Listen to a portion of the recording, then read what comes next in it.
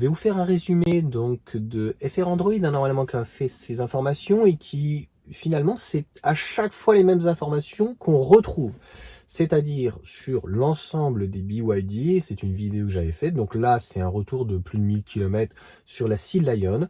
Un bon véhicule, un bon rapport qualité-prix, mais comme tous les véhicules, on va dire chinois, mais après les constructeurs européens des fois ne sont pas mieux, c'est une charge assez longue, 30, 35 minutes, 40 minutes, des problèmes de lancement, le planificateur qui, il bug, autre chose, et des consommations, une efficience qui n'est pas en fait au rendez-vous, puisqu'à 130 km/h, il disait, je t'ai tout balancé d'un coup, tu auras une minute, donc ils ont mesuré 30 kWh. Donc c'est ce que j'expliquais, c'est bien beau d'avoir une grosse batterie LFP, un véhicule qui est relativement lourd, un véhicule qui, de série, en termes de rapport qualité-prix, ça c'est les Chinois, sont exceptionnels. On le voit donc avec Zeekr qui va bientôt arriver, on le voit éventuellement sur certaines autres marques, donc de Geely en partenariat avec Mercedes, donc chez Smart, on le voit bien sûr avec Xpeng, on le voit avec BYD, on le voit aussi parfois aussi avec SAIC, mais dans l'ensemble, c'est à revoir. Alors groupe SAIC sur notamment la MG4, franchement le planificateur et surtout la consommation est assez raisonnable, donc est un peu à part, mais sur toutes les gammes BYD et surtout la Seal et surtout donc sur des gros SUV, eh bien, on a des consommations qui sont très importantes, 30 kWh, même si tu as une batterie de 80 kWh, eh bien, tu as vite compris qu'il va falloir que tu t'arrêtes des 10-80 toutes les vraiment 2 heures, 2h10 maximum, et tu vas recharger parfois pratiquement 40 minutes. Donc, quelques-uns m'ont dit, oui, mais il y a les batteries solides, t'inquiète pas, ça arrive. Je trouve que BYD, par rapport à Tesla en l'occurrence, c'est beaucoup de vent. C'est-à-dire que c'est un petit peu comme nous WLTP depuis une vingtaine d'années sur certains constructeurs, et en premier Peugeot. Après, il y a d'autres constructeurs qui ont suivi, mais bon, bien sûr Peugeot, DS, Citroën, toutes les gammes. Moi j'avais sur la Fiat et puis notamment l'Alfa Romeo que j'avais, les consommations ne reflétaient absolument pas le WLTP ou quoi. Alors, je te parle même pas de l'autonomie du véhicule. Donc à l'époque, vraiment ceux qui étaient sérieux, et puis après ils ont tous dérapé, c'était BMW et Porsche. Les consommations que tu avais, c'était les consommations réelles et c'était pas des trucs complètement farfelus.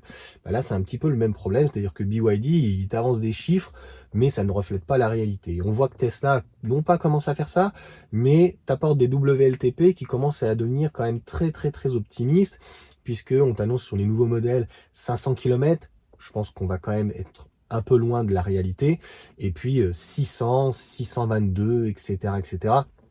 Donc, ça reste encore de très bons véhicules, donc Tesla par rapport aux efficiences, mais les BYD pour l'ensemble, donc leur gros argument, encore une fois, c'est un bon rapport qualité-prix, plus clairement pour Xpeng, qui s'oriente plus sur des marques premium comme Mercedes, clairement, que BYD, qui des fois, je l'ai déjà dit, sont sur des prix assez élevés.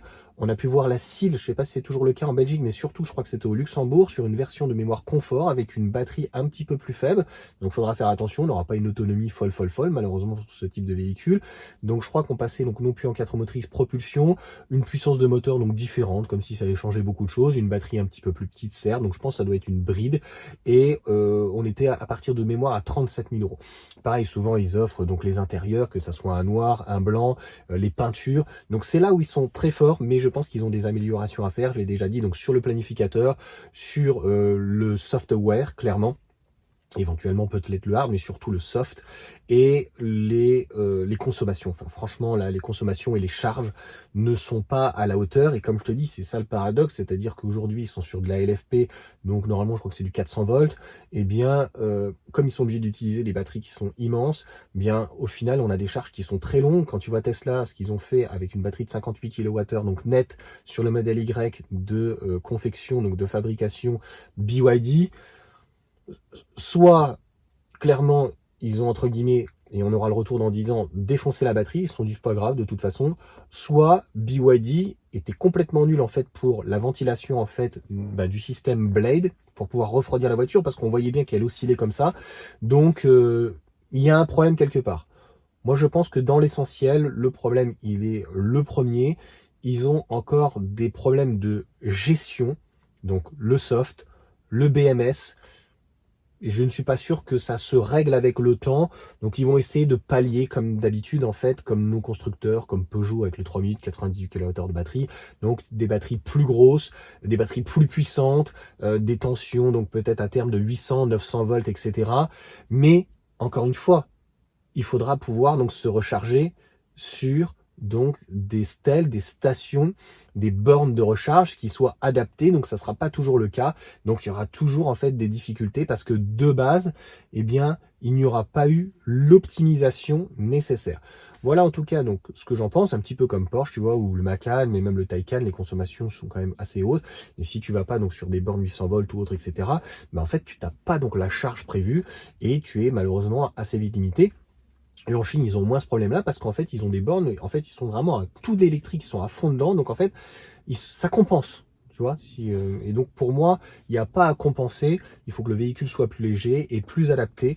Donc ce Sea Lion, c'est un bon véhicule, mais quand on le compare en termes d'efficience et de praticité, pour l'essentiel par rapport à un modèle Y de nouvelle génération, ben, c'est pour ça que Sylvain donc regardait les deux et qu'il est parti sur plus un modèle Y, parce que ben, le Sea Lion, en termes de véhicules électriques, il y a un petit manque.